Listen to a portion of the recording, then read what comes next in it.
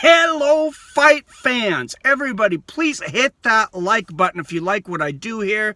Hit that subscribe button if you like fighting, combat. I'm talking about boxing, MMA, kickboxing, all of that. And make sure you ring that bell so you're notified whenever I drop a new video or go live like this Saturday for Israel Adesanya versus Yoel, the Soldier of God, Romero. Woo, that's a crazy fight. All right, guys, I want to talk some boxing, though, and I've had some time to think about this. I picked Wilder going into the fight against Fury, of course. I will admit it, I'm not going to change my pick and act like I picked something different, but, you know, Teddy Atlas did as well. He's a pretty bright guy. I want to talk about the excuses of Deontay Wilder that he used afterwards, what I don't like about him, what I like about them, and why I don't blame him for any of it.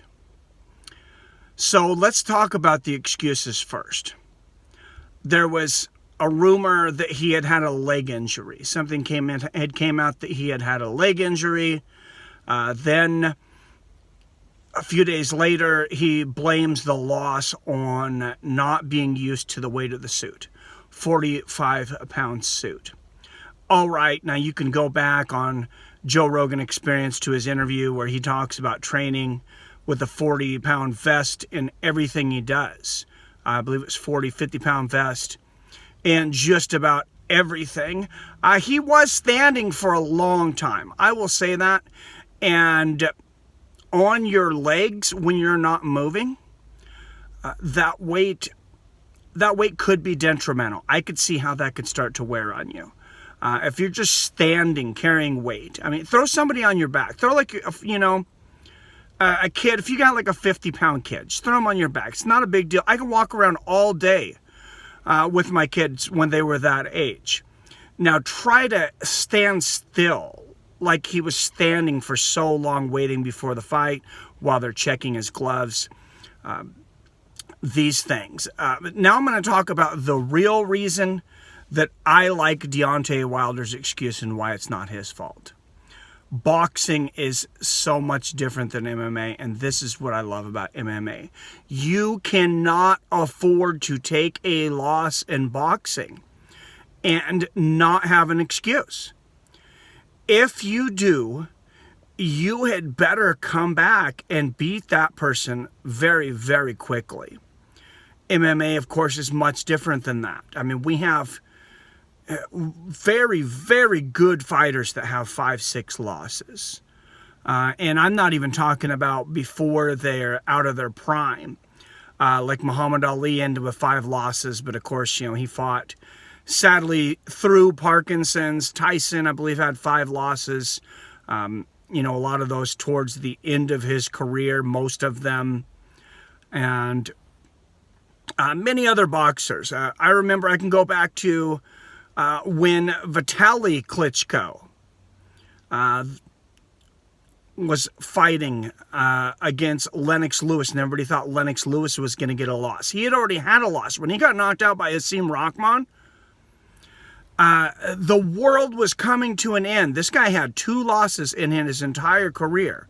He got knocked out by Oliver McCall, which was just catastrophic to his career. And then he got knocked out by Hasim Rahman, which he avenged that viciously a few months later. Even when Roy Jones Jr.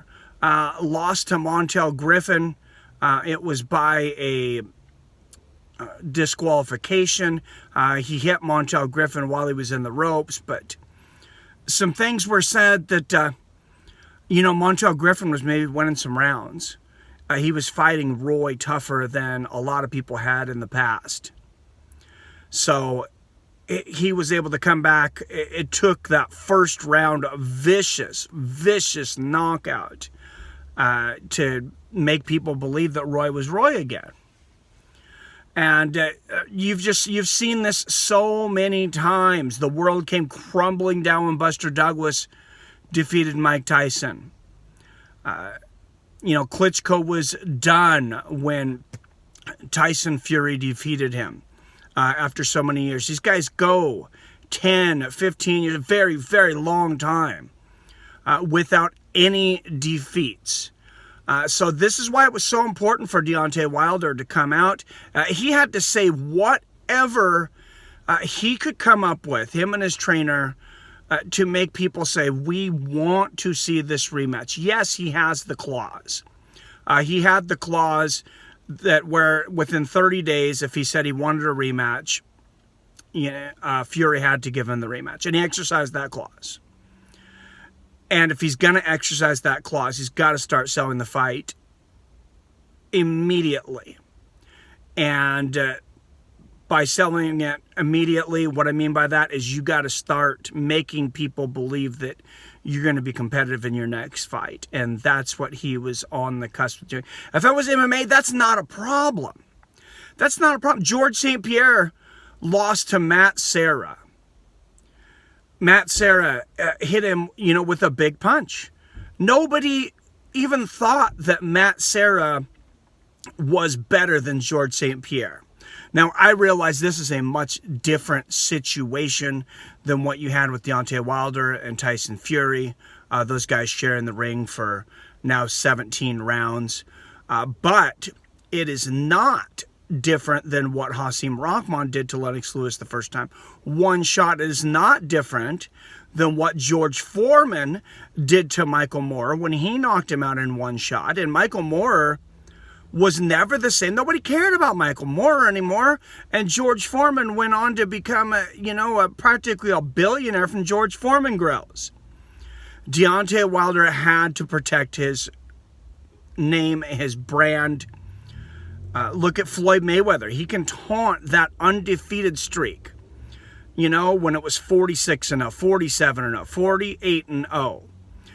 Every year or so, he can just come out and say, hey, I want to fight. People say, hey, this guy's never lost. He went his whole career undefeated. And whether you want to see that defensive genius or you want to witness the first time that he loses, we're all popping down 60, 70, even $100 for a guy who's over 40 years old, who if he had even one loss, I almost guarantee you no one would care. Julio Cesar Chavez got to like 80-something and 0. I know he was at least 88 and 0. If he had got to 100 and 0, he'd have been talked about as the greatest Mexican boxer of all time, without doubt. And he may be. But you get what I'm getting at here. Once that O goes in boxing, it's way, way different than MMA. Most MMA fighters have a loss or two as they're coming up. I believe Anderson Silva had 4 losses before he even came in the UFC. So it was not the biggest deal. Most guys come into the UFC with losses. Before they even get to the show, before they even turn professional, they have losses. So it's just a much different game. Deontay Wilder is somewhat a victim of the circumstances. How much I buy his excuses, I don't know, but I understand and I commend him for why he gave them and that he gave them.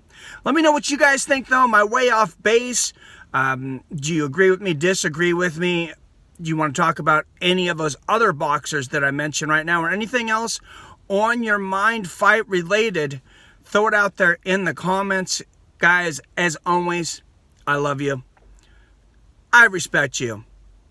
And I'll see your fine asses Saturday for Yoel Romero versus Israel Adesanya.